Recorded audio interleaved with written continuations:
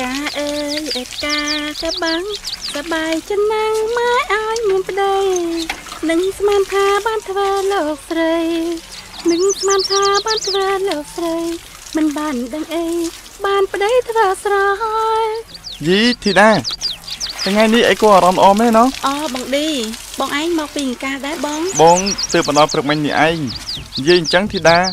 អូនឯងសប្បាយចិត្តរឿងអីហ្នឹងបានជាញញឹមផងច្រៀងផងមិនឈប់អញ្ចឹងបងឯងមិនឲ្យខ្ញុំសប្បាយចិត្តហ្មងបើដំណាំខ្ញុំឆ្នាំនេះល្អខ្លាំងណាស់ដើមវាឡើងធ្លុះថ្មងស្លឹកវិញឡើងខៀវគូឲ្យចង់ញ៉ាំដល់ហើយ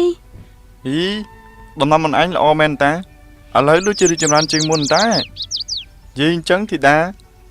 អូនឯងពិតជាចង់ធ្វើចំការមែនទេអូនឯងមិនចង់ទៅធ្វើការនៅទីក្រុងក្នុងម៉ាស៊ីនត្រជាក់អីនឹងគេទេបងអើយមិនមែនមនុស្សទាំងអស់សុទ្ធតែត្រូវចាក់ចេញពីស្រុកភូមិរបស់ខ្លួនទៅទីក្រុងដើម្បីធ្វើការអាល្អនៅម៉ាស៊ីនត្រជាក់នោះទេ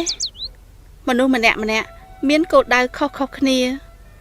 អូនឃើញមានអ្នកខ្លះមិនដឹងថាខ្លួនចង់ធ្វើអីចូលចិត្តអីគ្មានគោលដៅច្បាស់លាស់សម្រាប់ខ្លួនឯងដល់ពេលឃើញគេទៅទីក្រុងក៏ចង់ទៅនឹងគេដែរព្រោះគិតថានៅទីក្រុងលយ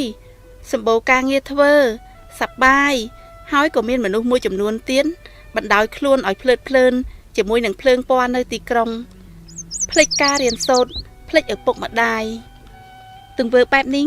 គឺជាការខ្ជះខ្ជាយពេលវេលាអត់ប្រយោជន៍នោះទេអីយ៉ាធីតាឥឡូវសំដីចាស់ទុំជាងមុនចឹងជួយប្រាប់អងតិចមើលធ្វើបែបណាទៅមិនមែនជាការខ្ជះខ្ជាយពេលវេលាអត់ប្រយោជន៍ចាមានអីពិបាកទៅបងទី1បងឯងត្រូវដឹងពីគោលដៅរបស់ខ្លួនឯងឲ្យបានច្បាស់លាស់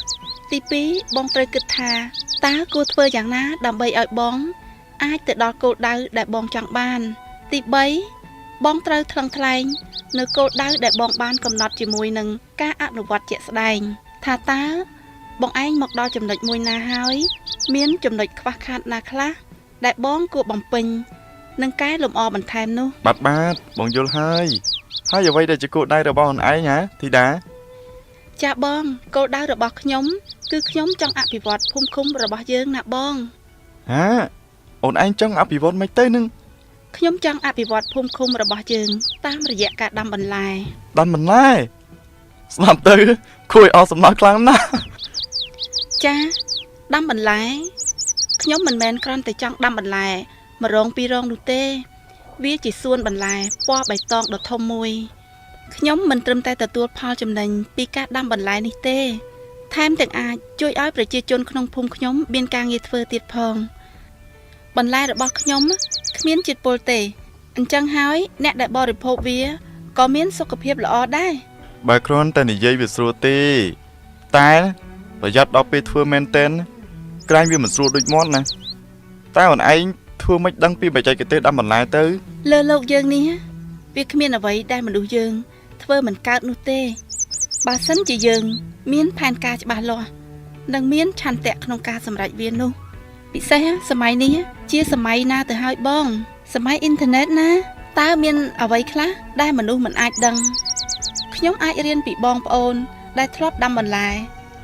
ជាពិសេសគឺពីលោកតារបស់ខ្ញុំដែលគាត់ធ្លាប់ដាំបន្លែនេះជាង30ឆ្នាំមកហើយ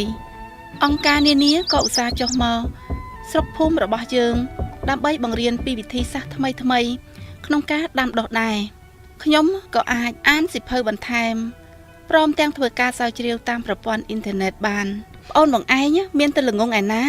អ្នកចំការកាលីបឆ្នាំ2012ស្មងបាទអ្នកចំការកាលីបឆ្នាំ2012ចឹងបងសូមជូនពរឲ្យអ្នកឯងសម្រេចដោយបំណងទៅចុះណាចាអរគុណបងល្ងាចនេះអូននឹងកាត់បន្លែខ្លះយកទៅធ្វើម្ហូបឲ្យបងឯងហូបម្ដងចាំមើលបន្លែរបស់អ្នកចំការកាលីប2012ឆ្ងាញ់ដូចបន្លែនៅទីក្រុងអត់